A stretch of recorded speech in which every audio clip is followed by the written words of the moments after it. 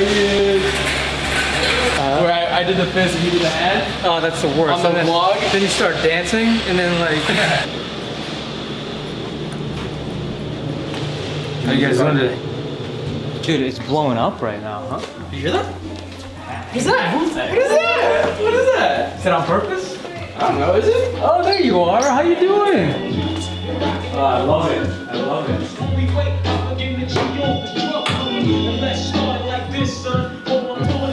Look at you guys, always progressing. I love it. I love it. Thanks for your time today. Boom, right there.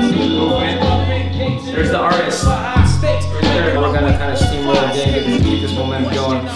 So we have the pleasure here of having Joel Collins, you know, grinder, kind of hustler, medical student over in Grenada. He's got a great story. He's got a lot of influence on social media with 30K followers. So briefly about me, it's not about me, about you guys, but you know, so your host here, my name is Dr. David Fabi. I'm an orthopedic surgeon, San Diego, about to enter my 10th year of practice.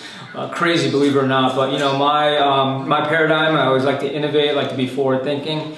My space is hip and knee replacements. Most importantly, I got a lot of passion for it. So you know, it keeps me awake. It keeps me motivated to keep grinding on it because I love it. You know, it doesn't burn me out. So that's my story. We're doing this fab movement here. So you can see this logo in the background that was put together by my great team. Let's see some swag. Too early for that? Yeah. So anyway, so what it is, you know, we want the younger generation of healthcare providers to be 1, fab, 2, M, motivated, V, valiant, M, magnificent, N, noble, T, and tenacious, because you got to bring the tenacity to this field. Okay, that's what's going to get you through. So Joel, now it's your turn. Off to you, my friend. So tell us about yourself. Good dude right here. Good dude. Yeah. Say it again. Great dude right there. Look at the hair, man. Yeah. All right. So my name's Joel. I'm a medical student in Grenada.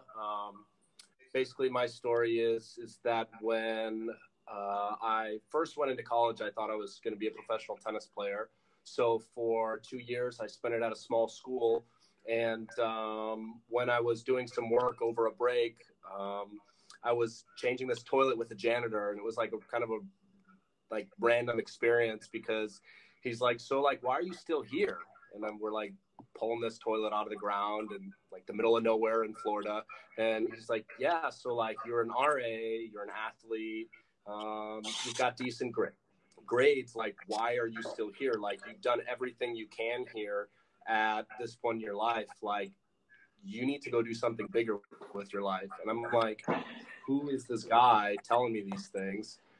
So anyways, I transferred to the University of South Florida. I did 4 years of undergrad there. So you're gonna serve it up over 4 there. more years. You're gonna serve up an ace over there, right? Yeah. Well, unfortunately, I gave up my tennis career. I did more coaching in Tampa, which was cool. But yeah, so I did 4 more years of undergrad there. You know, had some health issues. My grades weren't that great. So basically got kicked out of my major at one point and had to really get my life together, I guess you could say, in regards to academics. I had to stop working so much.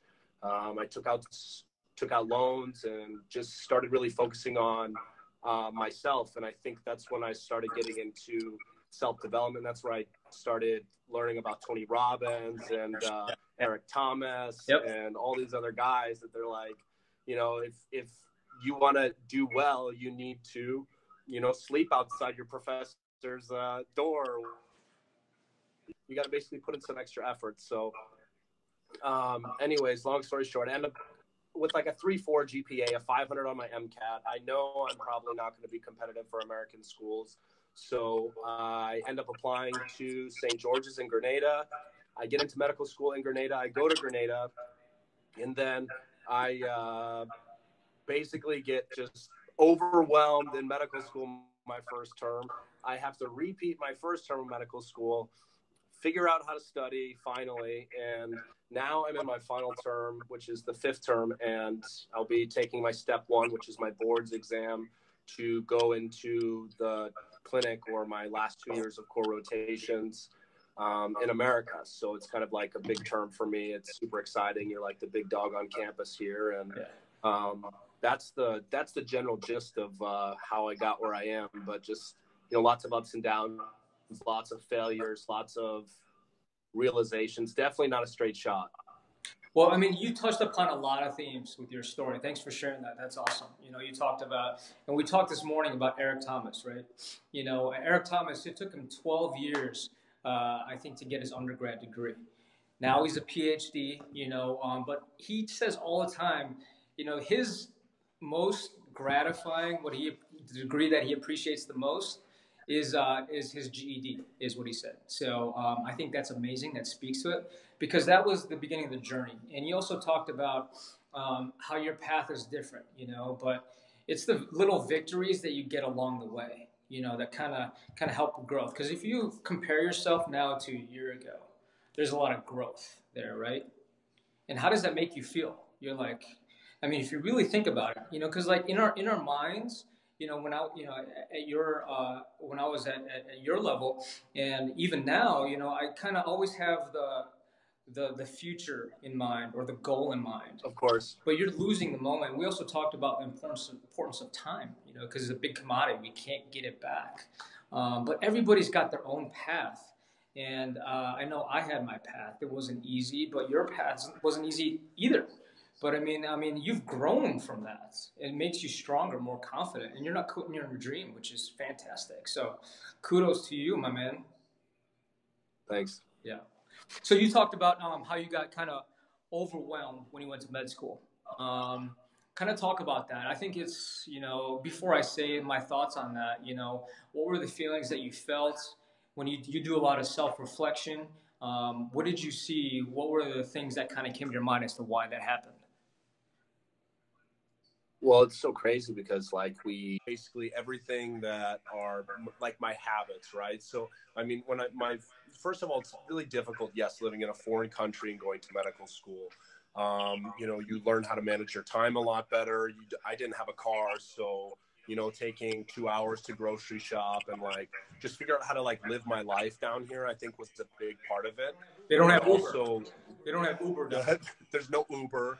The most American thing they have here is like KFC, they have Subway, and they have Pizza Hut. So all of that stuff still takes forever. So, yeah, anyways, so course load was pretty crazy too. So we're getting 4 lectures a day. Each of them have about 50 slides. So you're talking about 200 slides a day times 5 days, which is what? 1,000 slides a week, basically, and we're on 4 weeks of material. Plus, you have small groups during the afternoons, and you know there's a lot going on. You have to figure out how to live your life, study the material, stay healthy, work out, find time to eat. All those things in a foreign country aren't just like, oh, I'm going to go to the grocery store. Let me drive my car to the grocery store. It's a process. You know, it took like 4 hours to get to the grocery store, get everything, get back. Which is sorry to interrupt, but which is a good paradigm for life, right? It's not like you planned all those things out, get it perfect before you took action. So you just took action on that, and then you learned along the way to kind of fine tune it, right? You know, there's like paralysis and analysis where, you know, you want it perfect, but then next thing you know, it's like 2 years down the line. So there's no quote unquote perfect time for a lot of these things. No.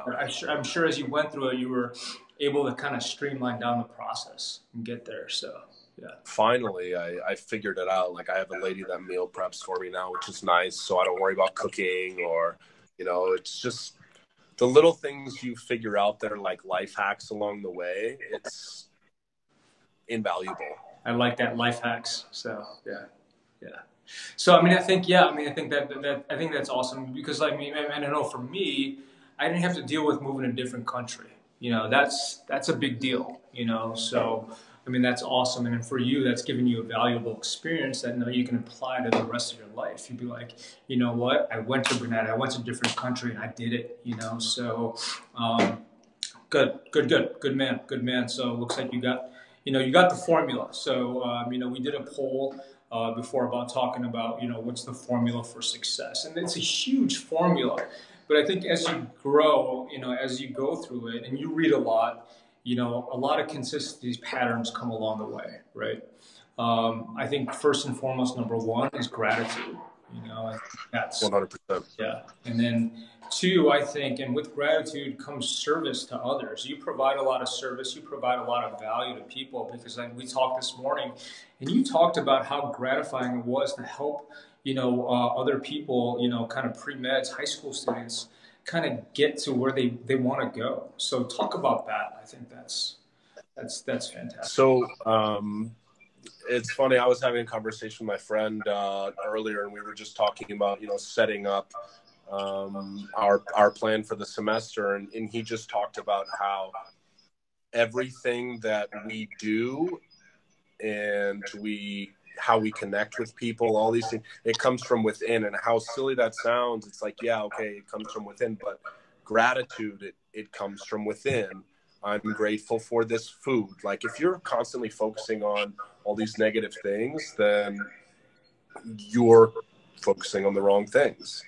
Tony Robbins likes to say, everybody look around in the room and focus on everything that's brown. Look at everything that's brown, brown, brown, brown, brown. Now, tell me one thing you remember that's red. And everyone's like, it's like what you focus on is what you feel. So if you can feel that gratitude, that gratefulness, like I'm blessed to be here. I'm grateful for my opportunities. I'm grateful for this marker and this whiteboard in front of me. It's like just anything. It doesn't matter. Dude, that's awesome. You can pour into other people, and when you have your cup's full, you're grateful, or you practice gratefulness, you're able to spread that. And I feel like once I finally got in tune with myself as a person, after that first semester, it took that failure to do that. So culminating events, and now I try to do my best to help students along their journey, because I know it wasn't easy. So through all of my failures, I can kind of streamline the path for other people as well. And that's honestly what I like doing. I like, making people laugh. I like just people in general. Dude, you just gave me chills what you're talking about, because, for on a lot of levels. One, you talked about the concept of mindfulness, and you're a Tony Robbins zealot like I am. It's not a cult, okay? For all those people who think it's a cult out there. But, I've been to 2 Tony Robbins seminars, and that's what he did for us. He talked about mindfulness. He's like, look around the room. Find 5 things that you didn't notice before. And that's kind of something that I've adopted in my practice. I'm not perfect, but like in my, practice of life, is that, when I'm feeling down, I'm getting inside my head, I just look around my surroundings and be like, I didn't notice that before, and there's magic in there. And I think, you believe in it too. The best investment that you can make is in yourself. And you do that, through reading, through reflection, and because that filters out to everything. I think, I posted today on a story post that, like, when you invest in yourself, when I invest in myself, I can give and invest in others, like, significantly. So, right, dude, that's awesome. That's awesome. Awesome. So, what are some trials that you're experiencing now?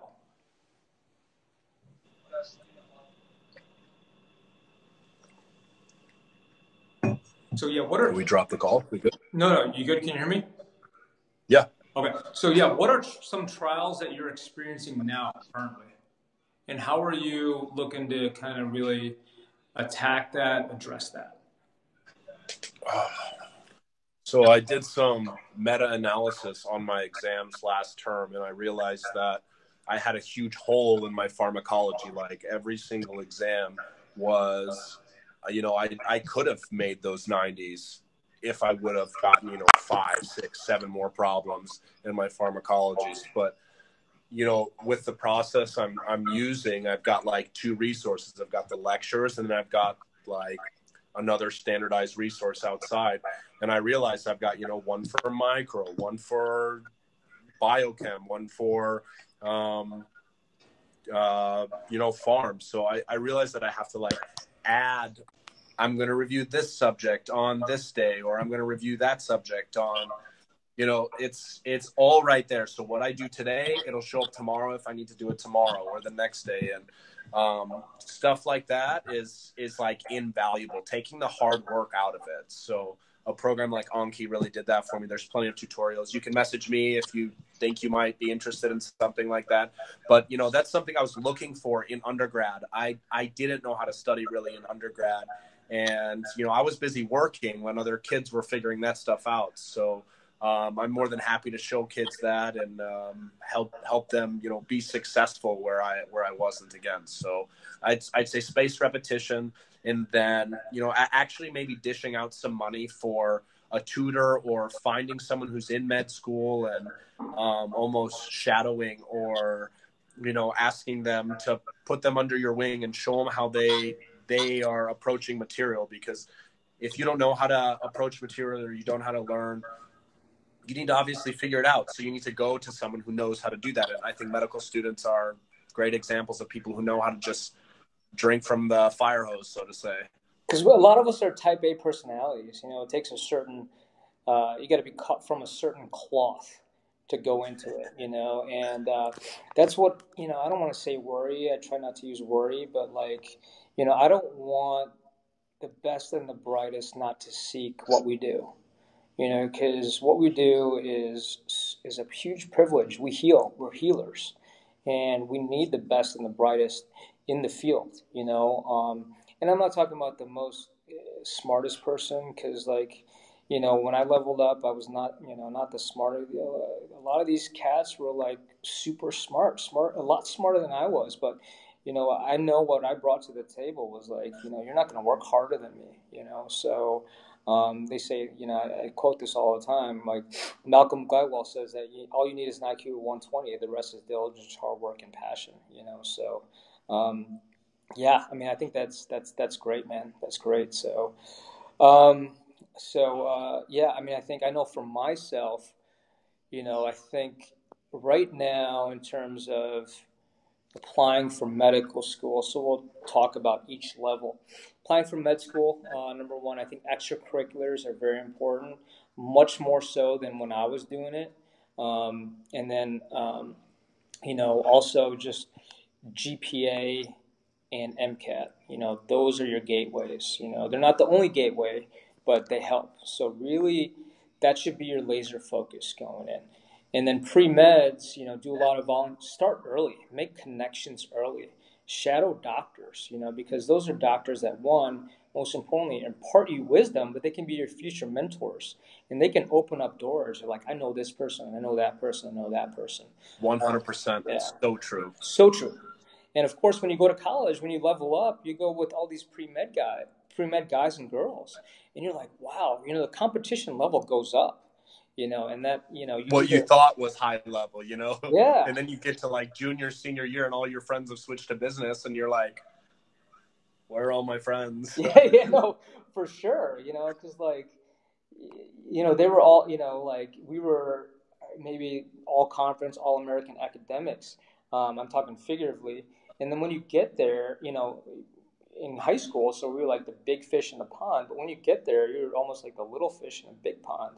But you can either get intimidated, overwhelmed by it, or you just kind of look inside yourself and you're like, all right, I'm going to double up. I'm going to double up my efforts. If I fail along the way, I'm not going to quit, because true failure. It comes from within. It's all within. We're our biggest enemies, So, dude, I love, like, so who are your bigger inspirers?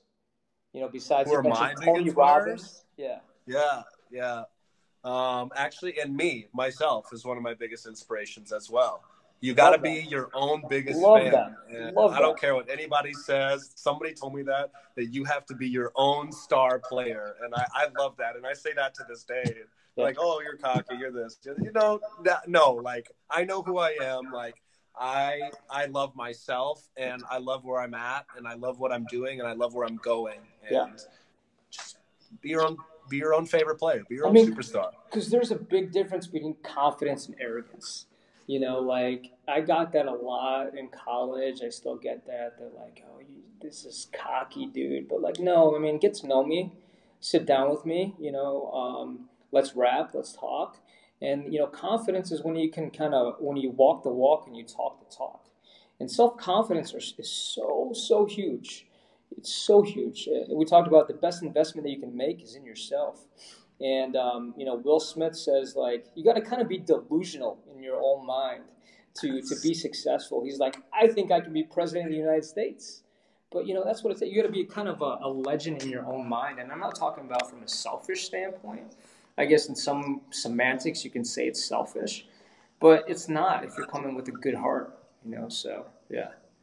I like that. Matthew McConaughey, he also said that when his acceptance speech, he's like, who's my hero? Who's my role model? It's me in 10 years. So like, yeah, that was awesome. Cause like, I know you envision yourself in 10 years to be like, just a superstar, not just for you, but for everybody. Cause that filters all down. Yeah. Who else? You like Grant Cardone? Grant Cardone, I like him. I couldn't get into his stuff too much. Yeah.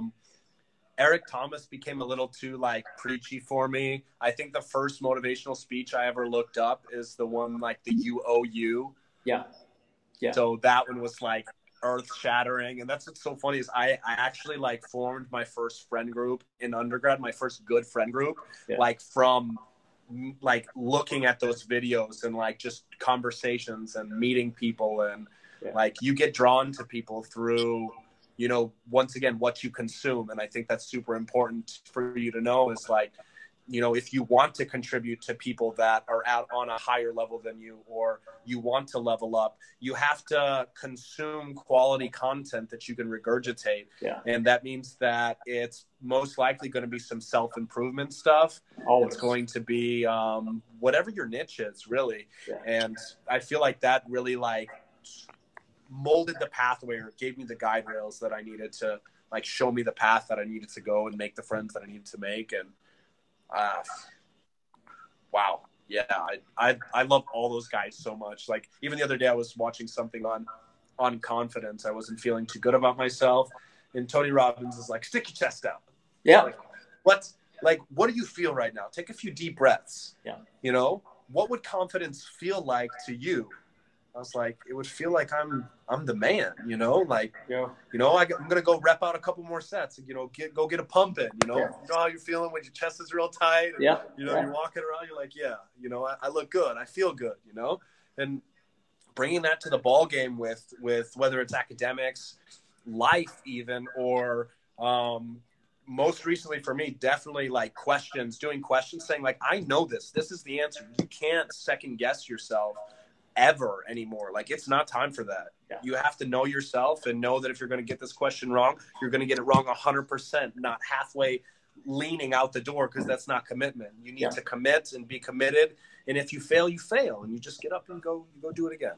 Self-talk is so important, so at one of the seminars that I went with Tony Robbins, I always kind of carried a bad posture, but he's like, it's very easy. Just think it's a game of millimeters, but just think a string that's connected to your mouth, put your head up, and it brings your chest up, and like I've adopted that because like body language is the majority of communication, so just those little things imprint in your brain and your psyche that like, wow, it filters down to your mindset. So I catch myself walking sometimes with my head down and I'm just thinking, I'm like, why are you looking down? Yeah.